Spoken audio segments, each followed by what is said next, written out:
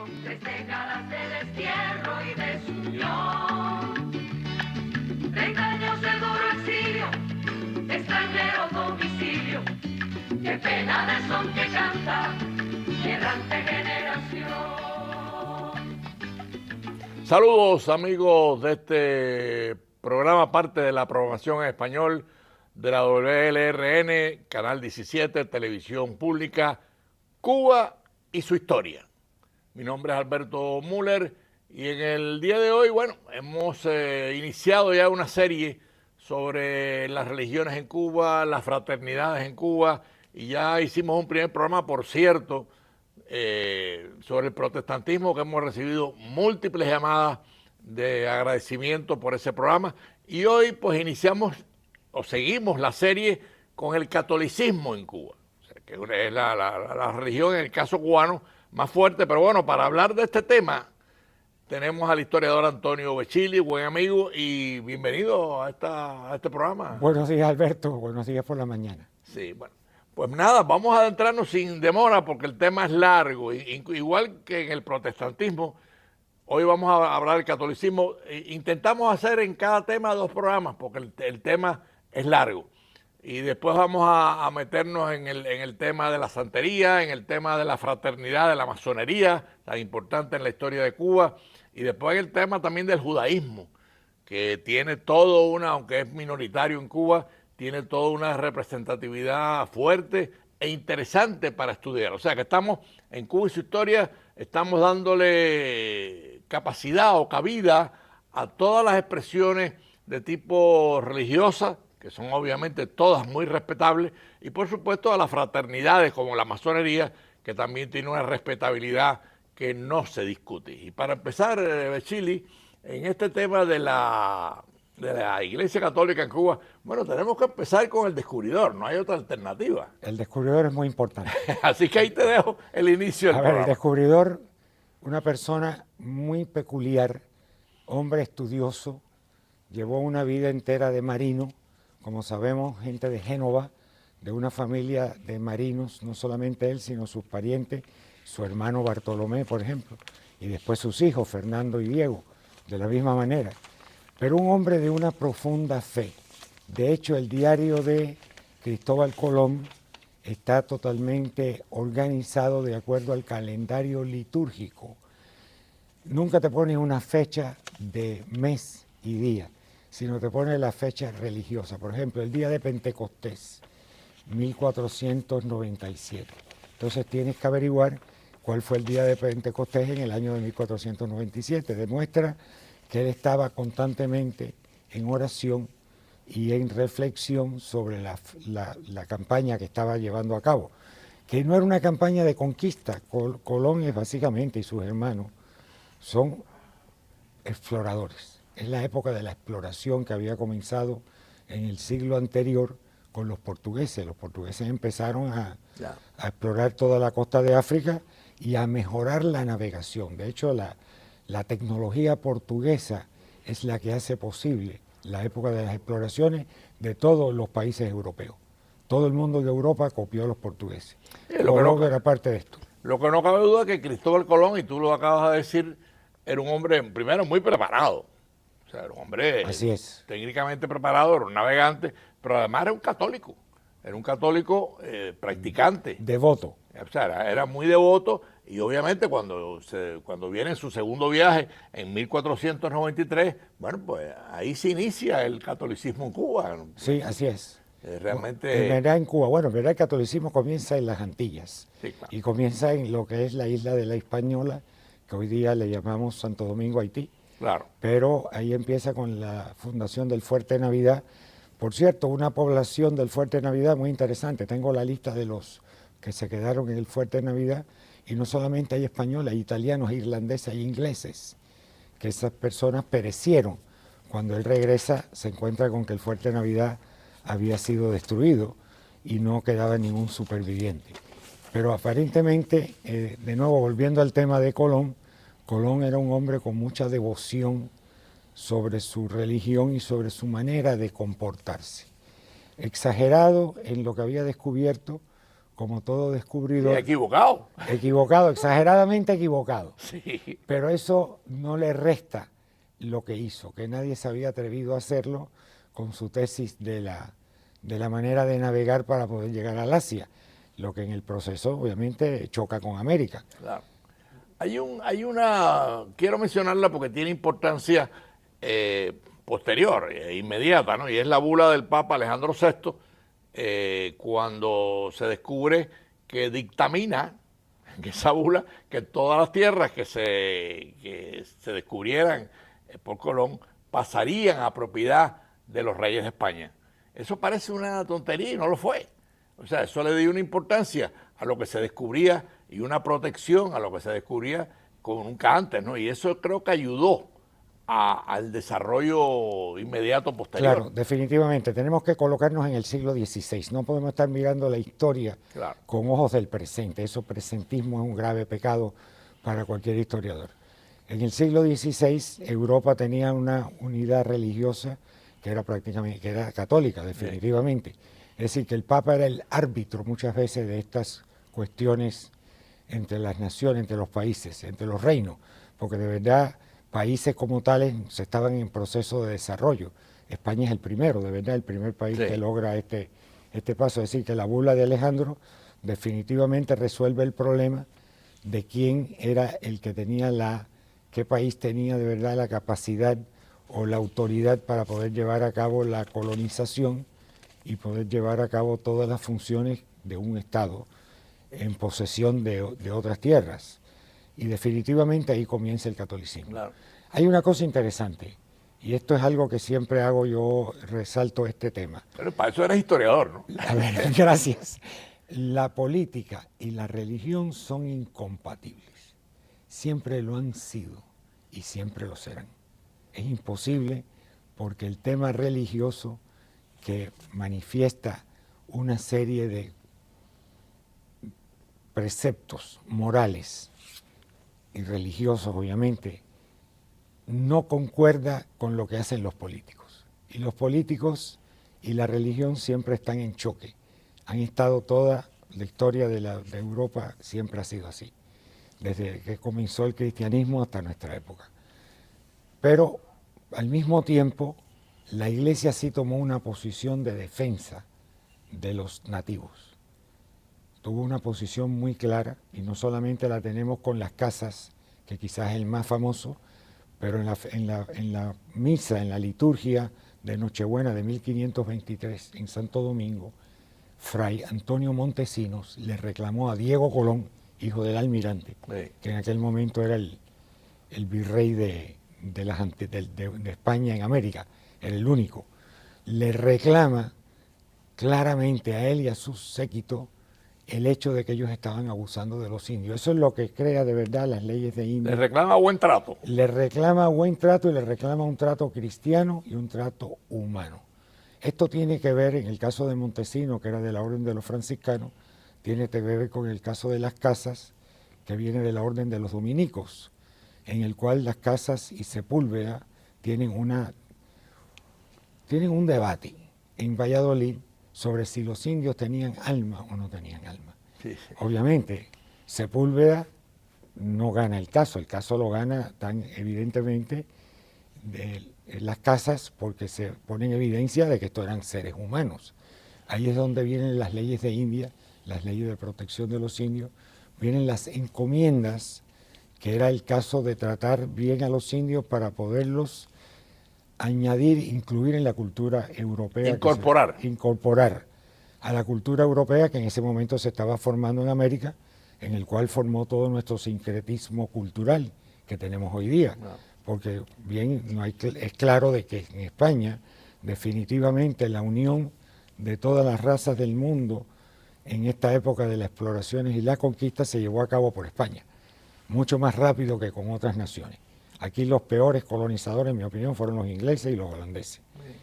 No, hay que decir, y tú lo has dicho con mucha claridad, hubo mucho maltrato a los nativos. A los nativos. Básicamente porque había inclusive una tesis de que no tenían alma, que eran inferiores. Y eso, bueno, ahí vino todo un proceso, primero moral y después legal, en donde se identifica realmente que eran tan seres humanos como los españoles. Y entonces viene, bueno, de ahí viene toda la incorporación y después viene la evangelización, que es un proceso muy interesante, ¿no? Hay un primer obispo nombrado que aparentemente no tuvo mucha trascendencia, que es Juan de Witt. Juan de Witt, que era holandés, pero nunca vino a Cuba. Nunca vino No, a Cuba. lo nombran, pero nunca vino, nunca entendí por las razones, he buscado y de verdad no existen las razones por las cuales de Sí, Witt sí, no se le ve obra. no se le ve obra, no, eso después vienen los obispos ya, que básicamente son castellanos, son españoles, porque viene la cuestión del patronato real. El Papa le otorga a los reyes de España, a los reyes católicos, a Fernando e Isabel, el derecho de nombrar los obispos que serían ratificados por Roma. Y esta cuestión del patronato real fue algo al principio beneficioso, después se convirtió en un problema político también, como siempre. Pero no hay duda de que, mira, las órdenes religiosas se ocuparon mucho de entender quién eran los nativos de América. Gracias a los franciscanos y a los dominicos sabemos sobre la cultura de los taínos, de los arahuacos, Claro. que son los indios de las Antillas, que todos son es la misma nación, la misma tribu, como de los aztecas y de los mayas y de los incas. Gracias a esa obra que hicieron de recopilar la cultura, y esta cultura obviamente pasó a ser parte de nuestra cultura. Es decir, ahí vino un sincretismo cultural que es el que tenemos hoy día. Sí, en hay una América. obra cultural de esas órdenes que tú has mencionado que es fabulosa, ¿no? Porque son los que compilan la historia real. La historia real, y esto se le debe a las órdenes religiosas, que le tenían un gran respeto a la cultura de los indios. No he encontrado nunca nada de ningún dominico, franciscano o agustino o mercedario que haya dicho esta gente son unos tontos. No, esta gente son gente seria que tienen una cultura y no estaban en el mismo nivel de desarrollo, obviamente, que estaba Europa. Que esto aquí me lleva al caso de nuevo de ver esto con los ojos del siglo XVI. El historiador venezolano Picón Salas, Ramón, en su libro sobre el conflicto, el choque de las culturas en la conquista, pregunta algo que es muy real: ¿por qué Cortés fue a capturar a Montezuma y Montezuma no pudo mandar a un guerrero a capturar a Carlos V? No. La pregunta puede salir ahora como algo fantasioso, pero no, la pregunta es seria, y es el nivel de desarrollo que tenía una cultura con la otra. No hay duda que los aztecas, por ejemplo, y los mayas habían logrado un grado cultural muy alto, y los incas también, superior a muchos otros, pero nunca como el que tenía Europa. Europa había avanzado de una manera tecnológica que era imposible de poder alcanzar lo que había alcanzado. Las culturas de América no podían alcanzar lo que había alcanzado Europa. Pero aquí viene un proceso en lo que es el catolicismo cubano, con todo lo que hemos hablado culturalmente, cómo se va definiendo y cómo se integran, los nativos se integran a la cultura con todos los problemas que hubo. Pero ocurre un hecho, también por otra parte, tenemos una esclavitud incipiente, pero llega un proceso que yo te diría que es un momento culminante, es una chispa en la historia, y me refiero a la Virgen de la Caridad. O sea, el catolicismo cubano, por mucho que queramos no tenerla presente, no existe sin la Virgen de la Caridad. Esa Virgen que aparece, esa imagen que aparece en un barco, es toda una historia muy novelada, además muy difícil de asimilar, pero está ahí, y la Virgen después se convierte en todo una guía, o sea, un ícono para la creencia católica en Cuba, ¿no? Háblanos un poco de... No, definitivamente, esto ocurre a principios del siglo XVII. Sí, ya han pasado 1608. 1608, algunos dicen 1612, la Sí. fecha está incierta. Pero bueno, el hecho real es que aparece la Virgen flotando sobre las aguas de la bahía de Nipe, y 3 recolectores de sal son las que la encuentran y la traen a tierra, es decir, la traen a Cuba. Por cierto, los 3 miembros de esta canoa, de esta embarcación, hoy día la cultura cubana ha puesto 2 criollos blancos y un criollo moreno. Eso es una fantasía total. sabemos muy bien por las investigaciones que realizó el obispo de Cuba en aquella época, que eran 3 mestizos, es decir, que tenían ancestros taínos los que encontraron. Es decir, que, pero bueno, la cultura popular, como tú bien has dicho en otras ocasiones, ha sido un golpe de publicitario muy bueno, pero ese golpe publicitario no concuerda con la realidad. El hecho cierto es que hay una gran devoción sobre este tema. Y cuando el pueblo cubano toma esto con esa devoción, se siente que es parte ya de una cultura cristiana católica y se siente parte de ese ambiente religioso que se crea en Cuba con la aparición de la Virgen flotando sobre las aguas. No, y después como la Virgen, vamos a hacer una pequeña interrupción del programa, estamos a mitad del programa para los que han sintonizado tarde, estamos dentro de la temática de la Iglesia Católica en Cuba y obviamente, bueno, hicimos todo el preámbulo del descubrimiento, Colón y el problema de los nativos y ahora llegamos a la Virgen de la Caridad, la importancia de la Virgen de la Caridad en la Iglesia Católica, o la importancia de la Virgen en la Iglesia Católica, obvio, nada más que hay que verla en su historia, ¿no? Inclusive la Virgen María es un personaje no solamente interesante en el Evangelio y en el catolicismo, es interesante hasta en el Corán. O sea, el Corán menciona a María de una forma tan respetable que la hace importante, ¿no? De hecho, es la única mujer mencionada en el Corán. Es la única mujer. Mariam, como se dice en arameo. Sí, sí. María. En fin, la imagen de María como madre es algo que está muy arraigado en el cristianismo católico, obviamente. Y no hay iglesia, la iglesia somos todos, no solamente es la jerarquía, ni es el templo, es los fieles. No hay iglesia si no hay madre. Y eso es la función que tiene religiosamente la visión que el pueblo tiene sobre María. Y la devoción sobre la Virgen de la Caridad es algo que en el mundo entero me lo han mencionado en otras culturas, es decir, en otros países. Sí, en otros países. En otros países me han mencionado de que el pueblo cubano tiene una gran devoción con la Virgen de la Caridad, sin duda. Pero bueno, también hay que reconocer que la Guadalupe en México, que es uno de los también de los grandes... No, la Guadalupe tiene mucho más alcance que la Caridad, pero no le quita mérito ni a una ni a otra. Ni a una ni a la otra, claro que no. Pero de nuevo, en el pueblo cubano está tan arraigada que hace unos 4 o 5 años atrás, cuando hubo la gran peregrinación de la Virgen de la Caridad por toda Cuba, se notó el despliegue de fe y de amor que el pueblo cubano siente sobre la Virgen. Eso quedó patentemente marcado. Sí, eso después va a salir, vamos a darlo en el otro programa, el segundo, va a salir también la importancia de los independentistas, pero bueno, ese tema no lo quiero adelantar, porque sí es importante poner este ícono y esta figura en su papel. O sea, no hay iglesia católica sin Virgen de la Caridad en Cuba. En Cuba. No lo hay. O sea, al margen de que haya sido exagerado la historia de la embarcación, muy frágil, por cierto, la embarcación y la imagen, pero ahí está la imagen. O sea, eso no se discute. No, la evidencia histórica es aplastante, ahí no hay que discutir que se apareció. Claro que no. De acuerdo. Y de nuevo, la figura central de la Virgen es importantísima en la fe del pueblo de Cuba. Incluso se refuerza muchísimo con el sincretismo religioso. No hay duda. Claro, vamos a llegar después porque ahora yo quería aprovechar porque el tiempo corre más rápido que nosotros. Ahora viene el proceso también de la esclavitud, o sea, empieza la producción azucarera, o sea, y ahí la iglesia se encuentra con el fenómeno de la esclavitud. Me gustaría que hablaras un poco de eso. Sí, el fenómeno de esclavitud es una cuestión económica. De nuevo, mirámoslo como pasa en la época. Hacía falta mano de obra barata.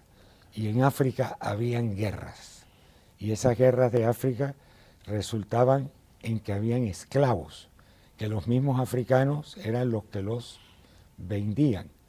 Y ese proceso de la guerra, por ejemplo, entre los Ibo y los Yorubá, que crea una fuente de esclavos en la cual entonces los vencedores querían una recompensa, y la recompensa era vender a este ser humano como esclavos y se los vendían a los portugueses, que eran los que en ese momento controlaban la trata del comercio, porque eran los expertos en África, Claro. eran los que tenían la entrada en el continente.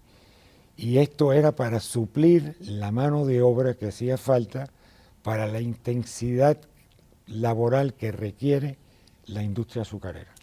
Pero ¿por qué mencionamos este tema? Que obviamente es económico, pero ¿por qué lo mencionamos en un problema sobre la Iglesia Católica en Cuba? Pues muy simple, porque ahí entra los primeros destellos de lo que se convierte en el sincretismo religioso. Estos africanos o estos negros que venían de África, esclavos, estos esclavos que venían, traían una creencia religiosa en sus dioses. Definitivamente. Mira, de hecho, Juan Felipe Benemelis, que en paz descanse, uno de nuestros grandes pensadores, hombre que escribió más de 40 libros, un hombre extremadamente culto. Enciclopédico. Enciclopédico Juan Felipe Benemelis. Y buen amigo, ¿eh? Y muy buen amigo, un gran tipo, lo quiero mucho y lo extraño mucho. Sí.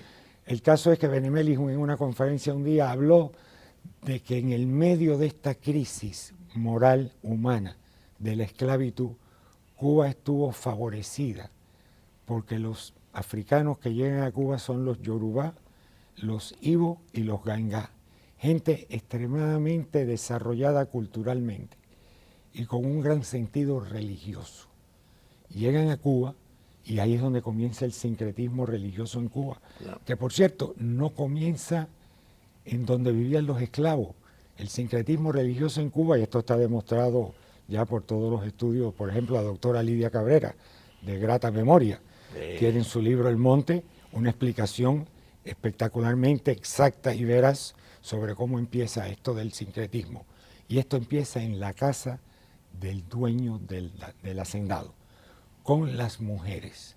Las mujeres, la esclava y la dueña de la casa se ponen de acuerdo en el sincretismo religioso, por cuestiones de amores, protección de los hijos, cuidado de los ancianos, de los enfermos, y ahí empieza el sincretismo religioso en La Habana, en la llanura Habana Matanzas.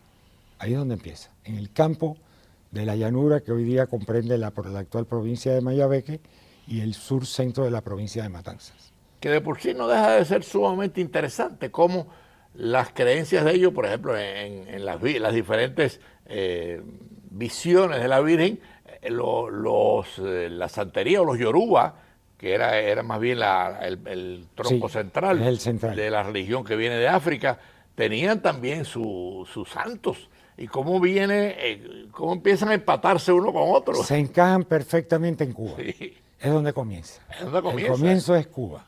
Hoy día eso está expandido por toda América, incluso expandido por Europa. Y hay muchos charlatanes, desafortunadamente, pero hay gente seria que sí practican el sincretismo religioso, en el cual merecen nuestro respeto. Porque el sincretismo religioso en Cuba era inevitable, mi querido amigo. Era algo que no se podía evitar. Porque comienza, como una vez más, comienza en la casa de la familia dueña de la finca. Sí, comienza en la relación social. La relación social entre dos culturas y sobre todo a nivel de mujeres. Y las mujeres son las que pasan la cultura. Los hombres podemos hablar mucho, pero al final de cuentas la madre, la dueña, que es la dueña de la casa en verdad, y es la que manda en la casa. Y aquí ya viene la Universidad de San Jerónimo, después viene todo el desarrollo a nivel de Cuba de la creencia católica, ¿no? Obviamente fue descubierta por los españoles y los reyes de España eran los propietarios de esas tierras, ¿no? Y eso ayudó. Algunos historiadores la ponen como una crítica, pero bueno, ese es el hecho real, es la historia. El hecho real es inevitable que esto ocurrió dentro de un marco muy organizado. Claro. Todos los imperios están muy organizados. No hay duda que el imperio español, el imperio hispánico, creo que es la frase más correcta, la definición más correcta, estaba extremadamente organizado. Y esa organización duró durante 300 y tantos años, que España fue dominante en la política europea y en la política en América. De hecho, el Océano Pacífico siempre se le llamó el Océano Español, claro, hasta que el imperio terminó. En fin, todo lo que se creó en América fue, al final de cuentas, también beneficio para Europa. no solamente económico, sino cultural. Y Y fue ya aquí, aceptado por los europeos. en Chile se organizan las primeras diócesis, los primeros obispados, o sea, que la Iglesia Católica empieza a tener un organigrama muy eficiente. Tarea muy difícil, Sí. tarea muy difícil porque las comunicaciones internas en Cuba eran malísimas. Es decir, las comunicaciones cubanas eran siempre a través de la navegación por la costa. Si la ciudad, la villa estaba en la costa, pues la comunicación era fácil. Si estaba tierra adentro, aunque fuera corta la distancia, era muy difícil esa comunicación. Es decir, que el hecho de que se haya podido organizar todas estas villas y parroquias dentro de lo que es no la costa cubana, sino la parte interna de la isla de Cuba o del archipiélago cubano, es un gran paso de avance porque eso ayudó a la cultura cubana a desarrollarse. No hay duda que la cultura cubana es una cultura que está muy impregnada de la religión. Sean creyentes o no, pero todos los cubanos tienen esa característica. No, y además la Iglesia, ya estamos en la fase final, llegó a poseer una tercera parte de las riquezas de Cuba. O sea, la Iglesia cubana fue muy rica inicialmente. Claro, es cierto, y eso se produjo la gran construcción que hubo de templos en Cuba, y no solamente también de templos, sino de escuelas. Ahí tenemos la obra del obispo Morel de Santa Cruz, por cierto, nacido natural de Santiago de los Caballeros. Vino a Cuba, obispo que realizó una labor excepcional en Cuba y nos dejó la primera historia de Cuba que tenemos es la de Morel de Santa Cruz. Tenemos que darle crédito a esa contribución. Y no solo, una historia inevitable. Una historia inevitable que contiene el primer poema escrito en Cuba, que es El espejo de paciencia, de Balboa, Troya y Quesada. Qué bueno que lo hayas mencionado, porque ya tenemos que dar fin a este programa, a este primer programa, porque la importancia no solamente religiosa, sino cultural. Todas las religiones tienen un enriquecimiento cultural en sus terruños, en sus pedazos de tierra, y por ahí comienza con Espejo de Paciencia también la influencia cultural de la Iglesia Católica en Cuba. Pero bueno, aquí vamos a hacer una conclusión de este primer programa sobre la Iglesia Católica en Cuba. El tiempo no da para más, lamentablemente, y vamos a tener otro programa y posiblemente un tercero sobre la Iglesia Católica de Cuba. Le agradecemos mucho al historiador Antonio Becchili que haya estado con nosotros en este primer programa sobre la historia católica en Cuba. Y los esperamos el próximo domingo a las 4:30 de la tarde en Cuba y su historia. Gracias, doctor Becchili. Muchas gracias, amigo. De nostalgia, son 3 décadas de destierro y desunión.